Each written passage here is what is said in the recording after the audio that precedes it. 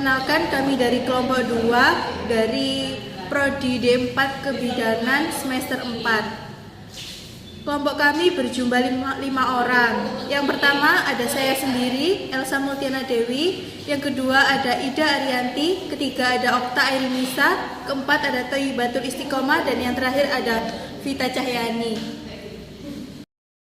Baik, di sini saya akan menyampaikan materi tentang karakter building midwifery yang diajar oleh Bu Rizka FN, STR-Kep, M-Kep.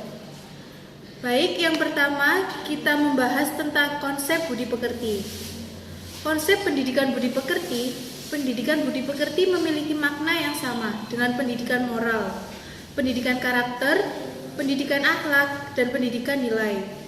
Pendidikan budi pekerti merupakan pendidikan nilai luhur yang berakar dari agama, adat istiadat, dan budaya bangsa Indonesia dalam rangka mengembangkan kepribadian murid di sekolah agar menjadi manusia yang baik. Dan konsep budi pekerti pendidikan berada dalam kelompok mata pelajaran agama dan akhlak mulia serta kewarganegaraan dan kepribadian. Budi pekerti menurut Zuria, pendidikan budi pekerti merupakan program pengajaran di sekolah yang bertujuan mengembangkan watak atau tabiat siswa dengan cara menghayati nilai-nilai dan keyakinan masyarakat sebagai kekuatan moral dan hidupnya. Menurut Ki Hajar Dewantara beranggapan bahwa budi pekerti adalah kemampuan kodrat manusia atau individu yang berkaitan dengan bagian biologis dan berperan menentukan karakter seseorang. Apa sih tujuan pendidikan budi pekerti? Tujuan pendidikan budi pekerti adalah untuk mengembangkan nilai sikap dan perilaku siswa yang memancarkan akhlak mulia atau budi pekerti luhur yang disampaikan oleh Haidar pada tahun 2004. Hal ini mengandung arti bahwa dalam pendidikan budi pekerti, nilai-nilai yang ingin dibentuk adalah nilai-nilai akhlak yang mulia, yaitu tertanamnya nilai akhlak yang mulia ke dalam diri peserta didik yang kemudian terwujud dalam tingkah lakunya. Dan ada jika berkaitan dengan pendidikan agama Islam, budi pekerti memiliki pengertian yang sama dengan akhlak dalam terminologi Islam yang berarti tabiat, perangkai, watak, tingkah laku, kesusilaan yang menjadi kebiasaan. Adapun ajaran Islam memiliki 3 dimensi utama, yakni ada akidah, syariah, dan akhlak. Sebagai suatu sistem ajaran ketiganya saling berkaitan sehingga pembelajaran akhlak menjadi bagian yang tidak terpisahkan dari pembelajaran keimanan dan peribadatan. Baik, saya akan menyampaikan definisi budi pekerti. Pertama, definisi budi pekerti lebih menitik beratkan pada watak, perangai, perilaku, atau dengan kata lain tata krama dan etika. Menurut Rai 2000, jadi, pendidikan budi pekerti dapat diartikan sebagai penanaman nilai-nilai akhlak, tata krama, bagaimana berperilaku baik pada orang lain. Yang kedua, definisi budi pekerti dalam Kamus Besar Bahasa Indonesia 1989, istilah budi pekerti diartikan sebagai tingkah laku, perangai, akhlak, dan watak. Kemudian dalam bahasa Arab, budi pekerti disebut dengan akhlak. Hal-hal yang berkaitan, yang pertama, dimensi keagamaan, dimensi kemandirian, dimensi kemanusiaan. Apakah hubungan budi pekerti dan dimensi keagamaan? Budi pekerti mempelajari sikap, sopan santun. Hal itu berbanding lurus dengan yang ada di keagamaan mengenai tata krama dalam kehidupan yang ajarannya bersumber pada kitab suci agama tersebut. Contoh penerapan sikap dikaitkan dengan dalil di Al-Quran dan ajaran agama. Dimensi kemandirian ialah dimensi kemandirian budi pekerti ini berhubungan dengan karakter kemandirian seseorang, yang artinya sikap atau perilaku seseorang individu melakukan segala aktivitasnya sendiri tanpa harus bergantung dan tanpa bantuan pada orang lain. Menurut Mustari 2011, mandiri adalah sikap dan perilaku yang tidak mudah bergantung pada orang lain dalam menyelesaikan tugas-tugas. Dimensi kemanusiaan ialah dimensi kemanusiaan yaitu perasaan yang dimiliki setiap manusia untuk mencegah kita dari perbuatan yang jahat atau menentang dari ajaran agama.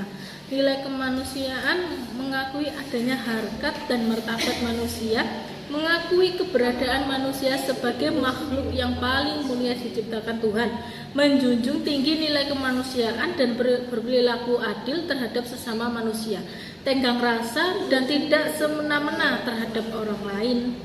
Contohnya yaitu bagaimana cara menerapkan dimensi kemanusiaan dalam kehidupan sehari-hari. Yang pertama, menjunjung teman yang sedang sakit, tidak berperilaku semena-mena terhadap orang yang lain, dan memberikan bantuan kepada.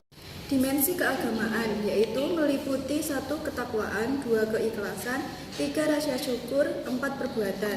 Dimensi kemandirian meliputi 1. Harga diri, 2. Disiplin, 3. Etos kerja, 4. Bertanggung jawab, 5. Pengendalian diri, 6. Bersikap positif. Dimensi keagamaan dalam budi pekerti terdapat suatu tindakan yang mendidik diperuntukkan bagi generasi selanjutnya dengan tujuan untuk membentuk penyempurnaan kepribadian individu, berbudi luhur dan melatih kemampuan diri demi menuju ke arah hidup yang lebih baik. Hubungan budi pekerti dengan karakter manusia. Karakter dapat juga diartikan sama dengan akhlak dan budi pekerti, sehingga karakter bangsa identik dengan akhlak bangsa atau budi pekerti bangsa. Pendidikan budi pekerti adalah upaya untuk membentuk perilaku peserta didik yang tercermin dalam kata, perbuatan, sikap, pikiran, perasaan, kerja, dan hasil karya berdasarkan nilai, norma, dan moral luhur bangsa Indonesia melalui kegiatan bimbingan, pengajaran, dan latihan. Pendidikan karakter sangat erat hubungannya dengan pendidikan moral, di mana tujuannya adalah untuk membentuk dan melatih kemampuan individu secara terus-menerus guna penyempurnaan diri ke arah hidup yang lebih baik.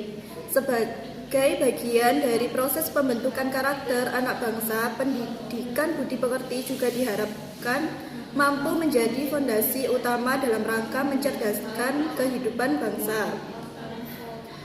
Pendidikan budi pekerti adalah upaya untuk membentuk perilaku peserta didik yang tercermin dalam kata, perbuatan, sikap, pikiran, perasaan, kerja, dan hasil karya berdasarkan nilai, norma, dan moral luhur bangsa Indonesia melalui kegiatan bimbingan, pengajaran, dan latihan.